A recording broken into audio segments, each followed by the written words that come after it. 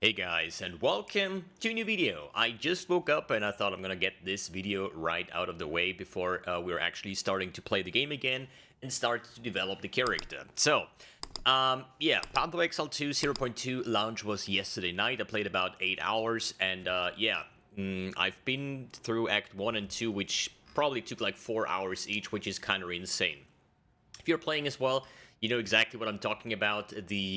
Yeah, balance patch, the buffs to monsters, or whatever happened, the game is really rough. It really reminds me on the league start of 0.1, the actual early access back in December, because I fought the first act boss like 5 minutes or so with my SS Drain Contagion, and with this character it was no different. Problem here is I'm making this a lot harder to myself because at the moment I decided to play a witch with spears, which obviously is very bad just because of the pathing. So I'm now level 31 Blood Mage. I'm going to talk about the build idea and how everything could come together nicely in a bit, but now about the core facts. So I started as a witch and I decided to take on the javelin or the spears more or less, right?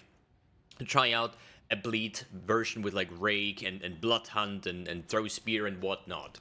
So it is Path of Exile 2. A lot of people are like, yo, how do you like the Huntress at all and stuff like that? And it still remains the same. It does not matter which character you play. It's just about which weapon do you have equipped, which allows you to have those skills, right? So yes, even my witch can actually play with spears and try out the new skills. Problem obviously is the pathing. So all the witch stuff, all the bleed nodes are on the bottom side of the tree. And yeah, we're starting right here. So what I've done here is basically my character is the classic mbX build. It just has a lot of travel nodes and basically no damage increases, which makes the leveling experience obviously awful. I even branched out to take some notes like this over here where we have increased damage with hits against hindered enemies. I took this cluster just because it had some form of increased physical damage for my bleeds and stuff, right? And this node over here with the physical is extra chaos doesn't do a lot, but there is two small nodes over here that actually have 10% increased physical damage. So as you can imagine, the damage so insanely bad that I have actually had to branch out to take any form of increased damage that I could find, because what I want to do is go down here. We have like some, if I can find them real quick, some dot nodes should be here, probably rearranged now. There's some damaging ailments over here, there's bleed nodes over here, there's bleed nodes over here. So I think there's even a new bleed cluster somewhere on the bottom side or on the ranger side based on the new huntress, but at the end of the day, this is where I'm sitting at. And there was one big game changer. So the way I started, I currently have my spear throw with lacerate and brutality. This is basically I'm doing bosses now, and being range is a lot easier than being melee. So I just finished the campaign pause in Act 2, which I just ran around, spear, ran around, inflict bleeds, and just, yeah, fight this boss for 5 minutes because I feels like I have like about 10 DPS with bleed. Then Rake is my clearing skill. I tried out a bit of Lightning Spear, which is like a super fun ability to use. Like, I can definitely see myself doing this in the later game. I guess this is going to be a very nice clear monster in that case. Then we have Herald of Blood, super fun to play, and now Blood Hunt, which basically I thought is like some kind of a finishing move, but it's more like you run into a pack, you apply your bleeds, and then one monster you just use Blood Hunt to let it explode, and then Herald of Blood is basically doing the rest to chop everything off. But Stomping Ground was basically this one support gem that a viewer of mine suggested to use. He was playing a warrior and he said this carried him basically through the campaign, and since I have so many stats anyways, means I can use a lot of like strength nodes. So what Stomping Ground does, it basically creates a shockwave that deals 100 to 150% of your strength as physical damage, which obviously is not a lot. It's currently like 110 damage or something, but this early in the campaign, it actually does damage. So let me go take Brutality over here and put away the Stomping Ground. So you see how my character used to be in the first act, more or less, right? So let's see if we're here in like Kath. It's like 3 levels below me or something. But there you go. You go in, you use your blood thing, and your bleed starts ticking. But these are white monsters. They actually got nerfed already. Some nice bleed pops. But as you see, the damage is like... I mean, we're still fighting white monsters here, right? It's pretty bad. I don't have a buckler, I don't have parry. I should actually use that for some extra damage. But this is basically the playstyle, you know, you go in, bleed them up, and then just try not to die, and as you see the bleed damage, you see it's on the target, but it just doesn't deal a lot of damage right now. I even branched out and bought a weapon for like a 2 or 3 exalts with like 100 flat physical damage to get some form up, you know, but wasn't really doing the thing. The game changer was here the Stomping Ground support for Rake, because what it does is, as I said, creates a shockwave, and it supports treble skills. And Rake, since it has a built-in dash ability, counts as being a treble skill. So every time we Rake now, you see this like small little shockwaves going out. And this is actually with the kind of like gear that I'm doing. As you see, I'm dealing like 10 times more damage now, which makes the leveling experience as of right now not the worst, because I go in, I get my bleeds off, the shockwave is actually killing the monsters, and then the Herald of Blood is basically doing this nice explosion, and this is basically the way I currently play the character. Literally just jumping from one pack to another. Oh nice, an amethyst ring. And let the shockwave do the stuff, and then let Herald of Ash do the explosions and kill off the pack. For a single target, that's why I choose that area, because I want to show that a little bit. It is rough, man. It is actually that rough that every boss fight takes about like 3-4 minutes or something. But I think everybody's having like a bit of a rough experience, but I'm just thinking like, I know where this build could actually go. Oh, a Lesser Jeweler. Yo, we have a 4-link now. I don't know if this changes the damage by a top margin, because if you have like low damage and you get like 20% more damage, you still have bad damage, just it's 20% more than before, right? Kind of like, I just don't know if we can quickly find the boss. But the thing is, every time there is like, as I said, a boss that is like harder to kill, then I usually swap away my Brutality for Spear Throw with the Lacerate support. And what that basically does is allows me to just throw my spears. It does a lot more damage because the blood skills for some reason have a very bad damage scaling.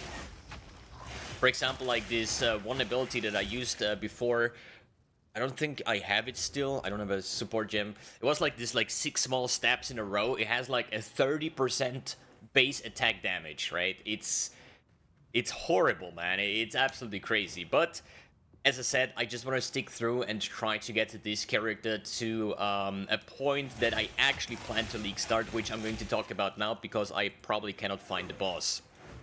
But yeah, rough things, but we're just going to stick through to try to get to the second labyrinth, because this will actually be my build enabling, ascendancy node, right?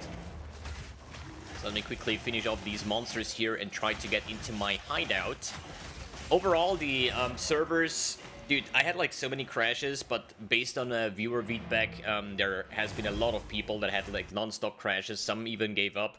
I had a time period where I got like 10 crashes in an hour. Something was really annoying. Most likely happened in the town. So maybe there was like some MTX that was like buggy or something, and every time somebody with this MTX went into into town, then it just basically crashed everybody else or something like that. I have no idea. So, good. Let's talk about what is this build supposed to be. So, it is a witch, it is a blood mage, and the build idea is basically built around the blood barb's ascendancy, which says elemental damage also contributes to bleeding magnitude, which means that every skill in the game can become a bleed skill. And since I'm going over the patch notes again, there has been some very nice bleed adaptations, and I really like dot builds coming from Path of Exile 1. And I thought with Blood Barbs I can use any skill, so maybe we're gonna do elemental damage stacking, maybe int stacking or something, and try out the, what was it called? The Lightning Spear as a bleed delivering machine, or we just go the way where we say we're just gonna go for crossbows. Crossbows got buffed by quite a margin because they now can roll two-handed modifiers, so crossbows overall should be a lot stronger. The Hands of Wisdom and Action got nerfed by like 50% or like 100%. It's like 1 to 10 damage per 20 intelligence now. It used to be 10 intelligence, so basically half as good as before, but I still think that in-stacking with Hands of Wisdom for an attack-based build is probably the best in slot gloves just from the pure damage output. So we lose about like 30-40% damage on the Hands of Wisdom nerf, but we also get like probably 30-40% damage buff with like some crazy sick-ass crossbows in the end. Then we could go like galvanic shards into plasma beam or something like that, or we're sticking on the spears and just try out the spear skills. Let me quickly see if I have another spirit gem, skill gem. There we go. If we go to spears, so maybe, you know, primal strikes or stormlands or anything that might be cool, you know. The blood mage basically just allows me to use any skill to be as a bleed skill, not only physical skills, right? Could also be freaking spark bleed or something. I'm very curious to find out how this is going to roll out. Once I start going through Act 3, I think level 38 or something is when I get my second lab. I have no idea. It's probably going to still take another 3 or 4 hours with the current speed of the campaign that I have, which just basically having only traveling nodes, then trying to get the second ascendancy node, then buy a spear with like lots of elemental damage, just the most damage possible. And if you pull up the PoE over here, the skill tree, basically, if we're starting as a witch, could look something like this. We want to take the classic intelligence nodes like pure power, where we get increased lightning damage per 10 intelligence. This was later on with the Howa gloves. Then we could take something like those lightning cluster over here. The Wildstorm is very, very strong, and you will probably see a lot of similarities from older builds from Season 1, taking Lightning Rod again, and getting those like attack-based or ailment notes over here, the Jack of all trades, maybe Astramentus Angle or Projectile Skills Amulet or something like that. But the tree will regardless be widespread, taking all the good lightning stuff and then try out to get a nice super speedy yeah, elemental damage bleed based build with the bleed pops. Should be a lot of fun. It is just very, very bad right now. But as I said, we're just gonna stick through and just play this character up and try to make things happen. But this is basically it for the day 1 update. As I said, streamed like 8 hours, went to 2 acts. There's nothing too much I can say about. The only thing that I am sure about is that PoE meets Elden Ring. It really feels like a Souls-like game. It already did last season before you had some currency and made some actual builds, and we're just reliving that. So I kind of like it, but I also really hate it. But in the other hand, it's just like, you know, get a bit of currency, get some gear upgrades, and then we should be fine progressing through the Atlas and progressing through the character overall. Alright guys, thanks for tuning in, thanks for watching, and see you in the next video.